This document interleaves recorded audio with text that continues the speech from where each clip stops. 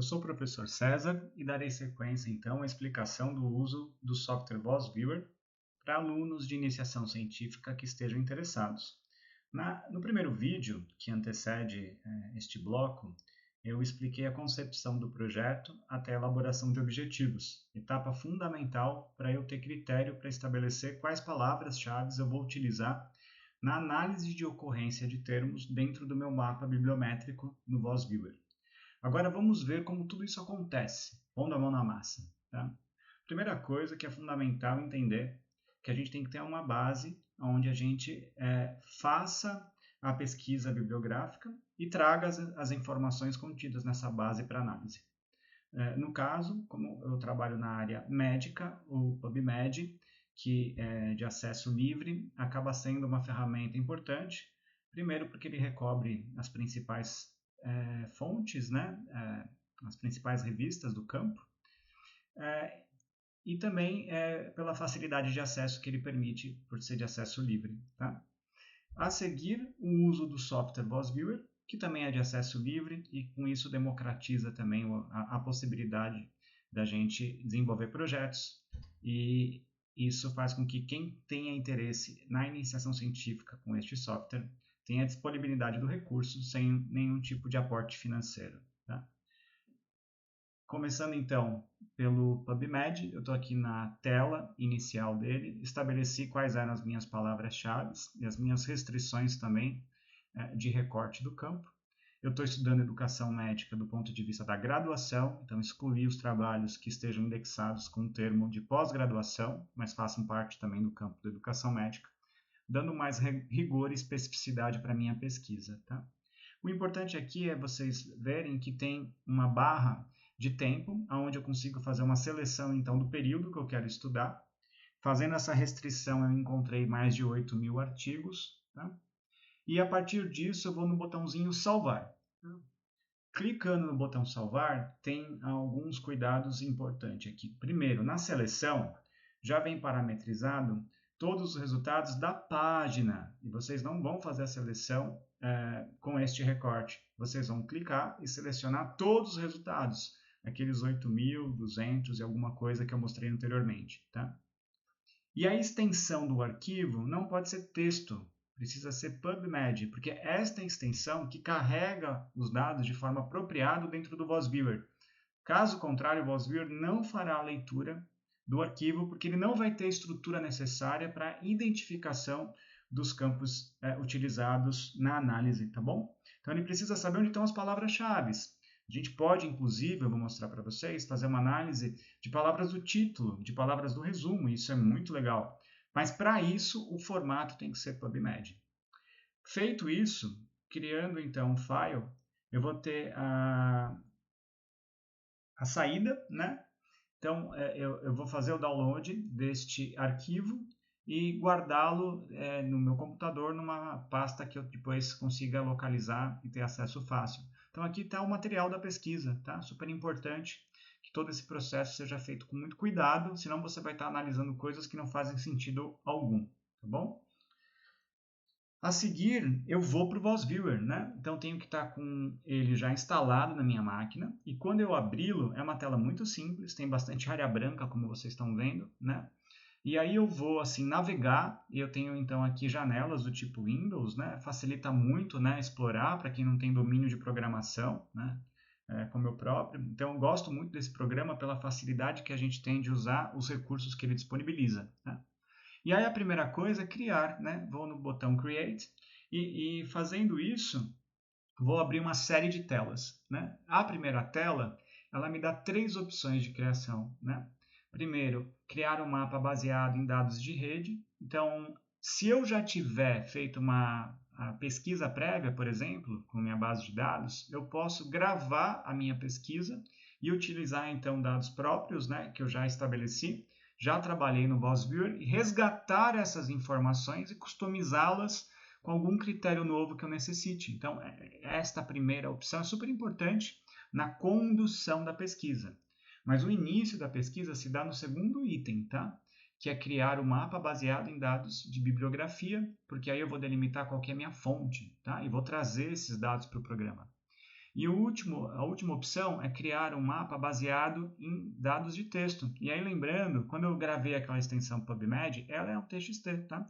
Então, ela pode ser importada aqui e eu posso fazer análises agora, não só no campo de palavras-chave, mas eu posso fazer análises com palavras do título e palavras do corpo do resumo, tá bom? Então, ficam aí as dicas e essas 3 possibilidades. Oriento de início que faça a escolha então de criar com dados bibliográficos e aí parte para a tela seguinte, onde eu vou selecionar qual que é a minha fonte. No caso PubMed, de novo, é o segundo nível, o segundo tópico. Deixo o API, que é o primeiro tópico, deixo os gerenciadores de referência para aqueles mais avançados de pesquisa, vou no arquivo que eu criei e guardei na minha pasta de acesso confiável, e vou fazer importação deste arquivo aqui, tá bom? Então, clicando nesta área, você vê na seleção de files que eu vou dizer qual que é o caminho para chegar no meu arquivo. Feito isso, eu vou ter uma mensagem de sucesso e vou ser encaminhado, então, para a parametrização da minha pesquisa. Primeira coisa, eu tenho a escolha de fazer uma pesquisa de coautoria. No caso da minha pesquisa, ela é de co-ocorrência de palavras-chave. Eu não estou estudando autores, estou estudando os conceitos que eles trabalham, então essa é a minha seleção. Na opção de co-ocorrência, eu tenho 2 tipos de contagem, o full e o fractional. Então, se eu vou fazer a contagem full, o que acontece? Cada vez que uma palavra aparece, ela conta um ponto. Então, se eu tenho 5 palavras-chave, cada uma delas conta um ponto, e aquela pesquisa, aquele artigo, vai ser contabilizado com 5 palavras, cada uma delas compondo minha base de análise com o mesmo peso. Tá? Agora, se eu entro na contagem fraccional, o que vai acontecer? Se eu tiver um artigo com 5 palavras-chave, cada uma delas vai ter um peso de 0,2. Se ele tiver 4 palavras-chave, vai ter um peso de 0,25. Então, o peso acaba sendo proporcional à força que essa palavra tem dentro da composição com outras palavras. E isso não é interessante na minha pesquisa, por exemplo, porque eu estou trabalhando a questão de conceitos e conexões. Se o conceito está presente, com quem ele está conectado, com qual outra palavra-chave. Então, para mim, faz todo sentido que as palavras apareçam juntas, né, encadeadas, e que elas não tenham um peso menor quando isso acontecer, tá bom? Então, o meu critério foi o full. Depois eu tenho que estabelecer se eu quero todas as palavras-chave ou só aquelas que na base de dados são categorizadas pela própria base, pelos bibliotecários, tá? E não palavras-chave fora da base e que são estabelecidas pelo autor, porque aí aumenta muito a diversidade. Eu posso querer isso e eu posso querer pegar de uma maneira fina tendências de informação de palavras que não sejam hoje concebidas como uma palavra-chave. Isso pode ser importante. Mas como no meu campo são 8.000 artigos e aí eu vou ter uma pulverização muito grande, a sistematização de palavras-chave me garante maior recorrência, maior peso dessas palavras dentro das correlações que eu vou estudar. E no VozViewer, se a gente trabalhar com um universo muito amplo, no VozViewer, não, em todo software de análise bibliométrica de representação de mapas, acaba que eu vou ter dificuldade depois de fazer interpretações visuais da correlação entre termos, tá? E essas correlações também são demarcadas pela força de conexão, pela frequência com que as palavras são conectadas. Então, palavras que têm baixa ocorrência acabam que elas também têm poucos laços e conexões. Então, elas não ficam tão visíveis, elas ficam em plano de fundo, tá?